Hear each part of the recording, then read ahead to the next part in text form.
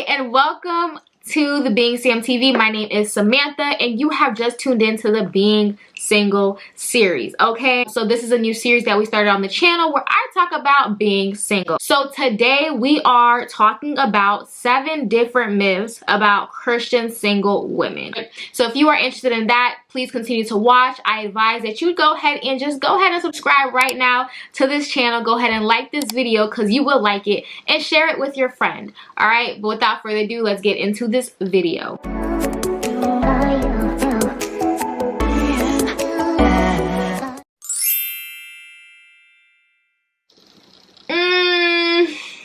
Desperate and discontent. Look, I'm not desperate over here, okay? I am single and I am not desperate. Like, no, I'm not desperate. I am very much content in what I got going on. I'm very much content in my single season. I'm not saying it to sound like, oh, she's just so happy. Like, I'm not even saying it to come off that way. Like, this is legit. This is legit how I am. This is legit my life. You can literally ask my friends. You can literally ask my family. The single friends that I have in my life that I know of, like, nobody is desperate. Like, and nobody is discontent. Like, no.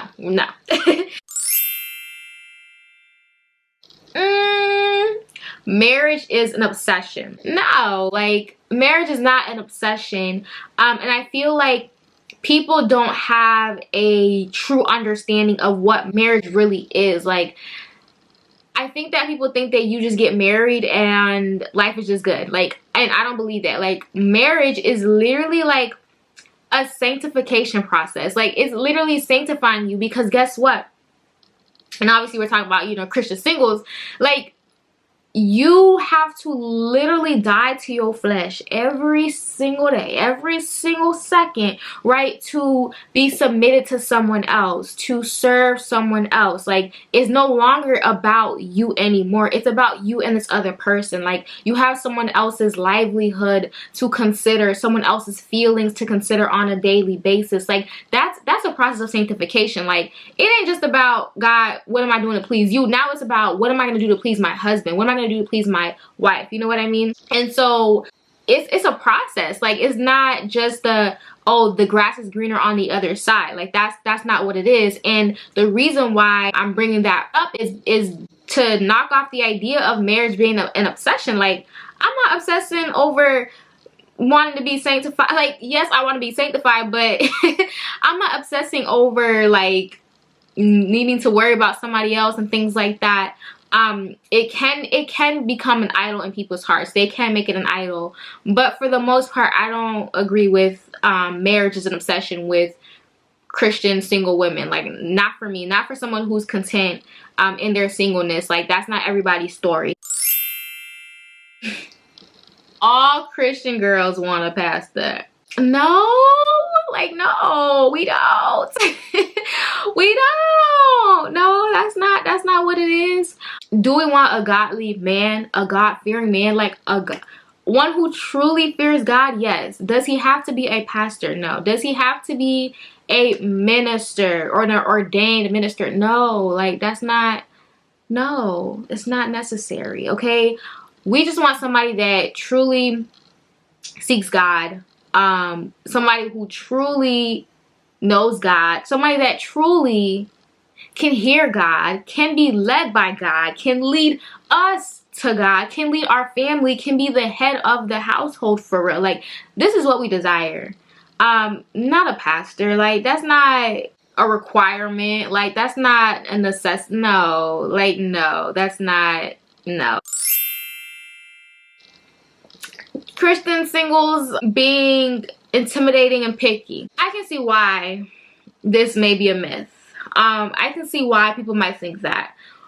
Can we come off intimidating? I feel as though that we can come off intimidating because of the fact that we know what we want, in the sense of we're not playing games. Like, for me, I'm talking for me personally. Like, I'm not playing games. So if that comes off, like, if that's gonna make you feel intimidated by the fact that I know me and I'm not about to play no games with you, then that's your business. You know what I mean? But I don't think that I'm an intimidating person just because I have a vision, just because I'm purpose driven. You know what I mean? Like, if you are not purpose driven and you don't have a vision for your life and for yourself, baby, that does not make me intimidating. that just, I don't know what to tell you, but I could see why someone would think that way. And then them being picky. Picky, that's like I think that's a strong word. I don't think that we're picky. I do believe that we have standards. And I want to say it's good to have standards, right? Because you don't want to just be open and willing to everything, right? Like, I do believe that standards are necessary, just like in the workplace, y'all.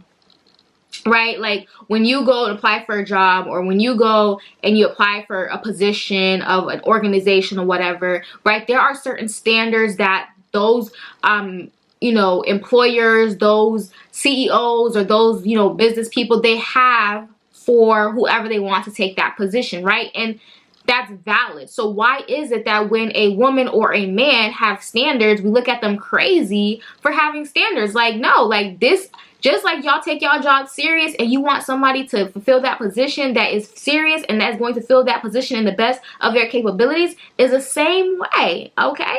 We need someone who can, you know, who can meet up to our standards, who I can trust that is going to truly lead us, who I can trust is really going to love me, who's going to really care for my future kids. Like, you know, you get what I'm saying? You get the drift, like, you know what I mean? And so do not, and I'm going to do another video about just advice for Christian singles, but do not let the fact that you have standards and how people may look at you for having standards, like, do not let that deter you from keeping your standards. Like, it's necessary, like, period, okay? Define boring. Like, define boring. Like, what do y'all mean by boring? Boring because we're not having sex? Like, boring because we don't entertain everything? Like, why do y'all think that we're boring? Now, based on your definition of boring, I could say yay, nay. I don't know. No, I don't believe that we're boring. I don't think that's what it is. I feel like certain people expect or want to see something that they're not going to get from us, and so they tend to label us boring. But majority of the people that I know that are Christians and singles, they're not boring. We're not boring. Like, we go out, like, we like, what y'all want from us? Like, what do y'all want from us? Okay? Like, and I think it has to do with personality as well. Like, I feel like if you're with somebody that is, like, very much so outgoing and they have a bubbly personality, like, or they're funny, they have a sense of humor, like, I don't think these people are boring. So my question is, what type of people have you been in contact with? What type of people have you seen? Like, that's probably more so their personality. Their personality is probably boring, not because they're a Christian. Okay. This one, something is wrong with you. So this myth is that if you are single, then there must be something wrong with you. And I remember even being like a high schooler or in college, and people would ask me, like, am I single or dating? And I'm like, no, I'm single. And they're just like, oh, like, what's wrong with you? Like, you crazy? And I'm just like, why do I have to be crazy? Why does something have to be wrong with me in order for me to be single? Like, why? No, nothing is wrong with us. Like, nothing that, what's wrong with you? Okay, let's talk about you. Y'all be so ready to come for us. Well, what's wrong with you? Okay, like, there's nothing wrong with us. Like, no, there's nothing wrong with us. It's not like we're psychotic or, you know, we crazy. Like, it's nothing like that. I truly believe in God's timing. I truly believe that things gonna happen when it's supposed to happen, you know what I mean? And so it's not that there's something wrong with us. It's not that there's something wrong with me. Like, the devil is a lie, ain't nothing wrong with me. Okay, no, it's not that. It's just that it just isn't time yet, and I'm okay with that. Being overly religious and spiritual. That we are overly religious and spiritual. Now, I can kind of get why that might be a thought, or why that may be what we're labeled as. And the reason why I say that is because sometimes we hear things like, I'm waiting on God. Like, you would hear me say that. I will say, listen, I am waiting on God. And that does not mean that I'm being lazy in my pursuit, if we want to call it that. Nor am I being lazy in this season, right? And the reason why I say that is because I believe that when people think that we say things like, you know, God is in control, or, you know what, I'm waiting on God. Granted, there are some people who does say that, and they are lazy, but I feel like the majority, and again, I'm speaking about the people that I know in my mind, like I'm thinking about certain singles, and for myself, I'll speak for myself, like that's not the case, right? And I did a podcast episode on this, on the Being One podcast, y'all. I'm plugging in my podcast. Y'all go listen to the podcast. And I did an episode and I was talking about it. I believe the episode is called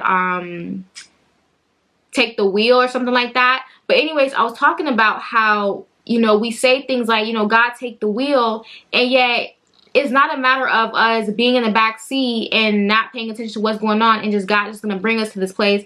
Oh, God is just going to drop our man or our woman down from heaven and say, this is the one. Like, no, right? Like, there are things that you need to do, right? You need to steer that wheel, but you need to be listening to God. You need to hear what God is saying to you in order to know which direction you should go, right? So even when I say things like, I'm waiting on God, yes, I'm waiting on God for that direction. I'm waiting on God for the next step, next move, right? So if I'm saying I'm waiting on God, guess what? That means I'm being obedient to what he's telling me to do in this season, right? So if God is not directing me towards that way, or his direction so far, the steps that I'm taking has not put me in front of that man, or like, you know, put me in I'm not saying in front of him like being, again, overly spiritual, but like if it just hasn't been time yet, like if I have not reached my, like, that part of that my life, that season yet, then God didn't give me that yet. Does that make sense? Like, you know what I mean? And so I can see why people might think that we're overly being religious or overly spiritual, and we're just like, Jesus is our husband, and, you know, I'm just waiting for God to just send him from the heavens, and it's gonna rain down, and my man gonna be like, that's not what it is. Like, you know, I feel like a lot of Christian women and Christian men, like, if it's an opportunity to go on a date, like, I don't see them not taking the date. You know what I mean? Because at the end of the day,